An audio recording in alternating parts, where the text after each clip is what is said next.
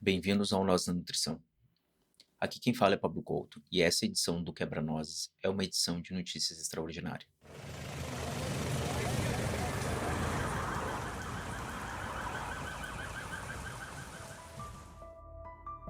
Esse foi o som que temos ouvido e vivido nos últimos dias.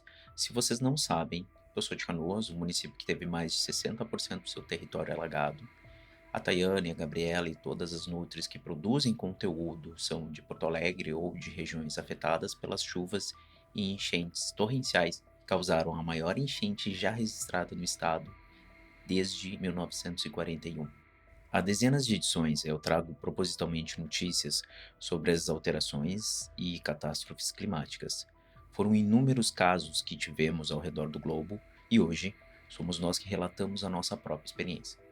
As chuvas na região começaram em meados de 27 de abril, com sucessivos temporais, e as primeiras mortes na região foram em razão de fortes volumes de águas na região de Paverama. Após isso, não houve trégua, e em diferentes regiões continuou a chover e, em muitos casos, em inúmeras regiões ao mesmo tempo. Os meteorologistas relatam que esse fenômeno já é observado e ocorre em maior frequência devido ao acúmulo de uma zona de ar quente no centro e sudeste do país, que impede que o ar frio se espalhe, concentrando a umidade, causando esse tipo de alteração. No dia 30 de abril, observamos a força do grande volume de água destruindo estradas, causando desmoronamentos na serra, fora as inúmeras cidades que já estavam totalmente submersas. Cidades essas que ano passado, em setembro, já haviam sido castigadas por um fenômeno parecido, porém mais isolado a uma região do estado. Pontes caíram, estradas até então consideradas sólidas abriram crateras no interior e na capital. Por volta de 2 de maio, o caos generalizado já era observável. O rio Taquari, que deságua no Guaíba, em Porto Alegre e região metropolitana, atingiu a marca de 30 metros de altura. Barragens projetadas para grande volume de água romperam, causando ainda mais estrago em loco e no volume de escoamento colateral dos rios. Por volta do dia 3 de maio, a capital do estado já estava em um estado calamitoso. A orla, o centro, parte da zona sul e as ilhas ao redor de todos debaixo d'água. A única coisa que retardou um pouco o avanço das águas foi uma construção histórica que foi levantada na década de 40, após o primeiro evento climático em 1941, como sistema de defesa contra as cheias, com mais de 2.600 metros de comprimento e 3 metros de profundidade e 3 metros de altura. Porém, no dia 4 de maio, o Guaíba alcançou a marca de 5 metros. A cota de enchente é 3. A essa altura, as cidades vizinhas da capital já registravam inundações catastróficas. Canoas, Eldorado do Sul, Guaíba fazem o possível para evacuar bairros inteiros. Eldorado do Sul teve 100% do seu território tomado pelas águas das cheias. Canoas atualmente está com 60% do município tomado pela cheia, porém o número de pessoas afetadas em absoluto ultrapassa mais de 15 mil desabrigados em alojamentos e ainda existe mais de 50 mil pessoas em regiões de risco. Ainda estamos sob previsões climáticas de chuvas intensas para o final de semana, o que deixa todos em alerta para um cenário possível do aumento ou da estagnação prolongada do volume da água, o que coloca ainda mais em risco quem não foi resgatado ou dificulta a reestruturação do restabelecimento de água potável e luz nos locais afetados. Se existe um aspecto bom, com grandes aspas nisso, é a sociedade civil organizada. Definitivamente, sem o apoio das pessoas civis e das entidades, no primeiro momento o número de mortes e dos estragos seria muito maior. Por outro lado, temos o poder público que deveria estar muito mais preparado em vista da catástrofe de setembro do ano passado e de inúmeras questões pontuadas pelo descaso, como por exemplo, os meteorologistas que já estavam prevendo um cenário catastrófico com mais de 200 milímetros de chuva desde 26 de abril, e o governo do estado só se pronunciou no dia 29, quando já haviam muitos casos de cidades alagadas pelas enxurradas. Além, óbvio, do fato do próprio governador ter alterado mais de 480 normas do Código Ambiental em 2019, na sua primeira gestão, na época em que o Ricardo Salles, ex-ministro do governo Bolsonaro, dizia para passar a boiada. Na gestão da capital também não é muito boa a situação. O prefeito ultraliberal, entreguista, investiu R$ 0 na prevenção contra enchentes no ano de 2023, sendo que o DEMAI, órgão que faz o manejo de água e esgoto e tem um setor responsável pelo manejo de cheias, tem mais de 400 milhões em caixa. Fora isso tudo, ainda existe um relatório encomendado do governo Dilma que preveu esse cenário no ano de 2024. O relatório foi feito em 2015, mas foi magicamente retirado das plataformas do governo.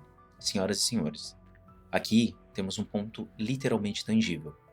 A única estrutura que nos protegeu retardando o avanço das cheias na capital foi construída há mais de 80 anos através do poder público, sendo que em 2019, no governo Marquesão, um vereador do MDB fez um projeto para retirada dessa estrutura, o Muro da Mauá, alegando que eventos de cheias históricas demoram 1.500 anos para ocorrerem novamente. Aqui no podcast, a gente fala majoritariamente sobre alimentação e nutrição. Porém, nunca descolamos outros fatores que impactam em como interagimos com o planeta, seja de forma cultural, política ou científica. E esse último aspecto é um dos que balizam muito o nosso ponto de vista. Antigamente, quando falávamos sobre alterações climáticas, imediatamente mostravam um clipe de um urso polar em uma plataforma de gelo que estava fina demais para manter sua estrutura no Ártico. Não que isso seja mentira, porém, é uma visão tanto quanto romântica quando vivemos na pele experiência como as recentes, como os recordes de calor de janeiro e fevereiro em todo o país, a seca histórica na Amazônia e as atuais enchentes no nosso estado. O que eu estou querendo dizer é que é muito fácil negar a ciência e propor um estado mínimo quando convém o lucro individual ou de empresas de amigos e afins em prol da vida das pessoas e da saúde planetária. Porém, a responsabilidade é ou deveria ser do poder público. E mesmo que a gente deseje fazer uma boa ação doando Pix ou qualquer outra coisa que seja, a gente já paga bastante dinheiro em imposto. E é muito fácil para um político pedir dinheiro e doação, Pix, qualquer coisa, quando ele deveria ter utilizado o dinheiro do imposto, o dinheiro da estrutura pública, para fazer o mínimo, que é o trabalho dele. E, óbvio, isso aqui não é sobre não contribuir financeiramente, se tu quer doar, doa, cada um faz o que bem entender com o seu dinheiro. Eu acho que realmente a gente tem que ajudar, porque a gente está num caso de desestrutura e de emergência, e tudo que a gente puder fazer, a gente tem que fazer e deve fazer. Enfim, esse é um episódio bem breve, porque as coisas estão bem caóticas aqui na região. O episódio do mês de abril, ele virou esse relato e todos os fatos que eu trouxe estão linkados no post. Eu vou ler aqui algumas notícias que eu ia trazer no episódio normal desse mês, e se tu considera interessante, tu pode clicar no link e ler com detalhe. Como, por exemplo, a gente tem uma notícia que fala sobre as lavouras de soja, que tomam conta do Brasil e ameaçam a produção de arroz, feijão e mandioca.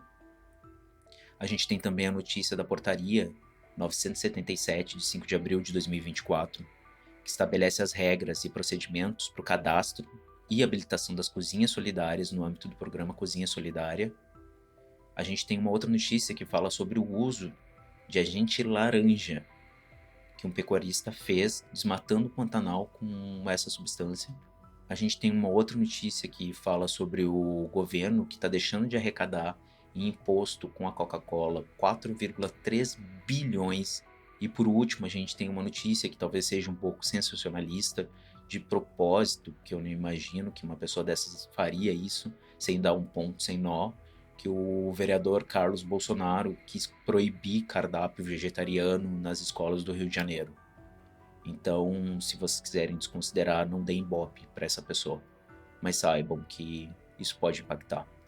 Todas essas coisas nós trouxemos porque isso impacta na alimentação e nutrição. A gente está tendo hoje, aqui no estado do Rio Grande do Sul, desabrigados climáticos e pessoas que estão migrando por causa de uma catástrofe climática. Há muita gente já falava isso em vários episódios. Possivelmente a gente ainda vai trazer outros episódios aqui para relatar algumas questões e para tentar ajudar dentro de uma comunicação entre os abrigos com relação à segurança alimentar e nutricional. Eu estou vendo isso com a Gabriela Carniel, nossa querida amiga, que está mais à frente das coisas em Porto Alegre, e a gente vai mantendo contato. Se alguém quiser comentar alguma coisa ou mandar alguma notícia, pode escrever no nosso Instagram, que a gente lê no próximo episódio que a gente soltar. Vocês nos encontram por @nós da Nutricão em todas as redes sociais. Ou, se tu quiser mandar algum e-mail, pode ser para contato@nozdanutricão.com.br. E fiquem bem e até a próxima.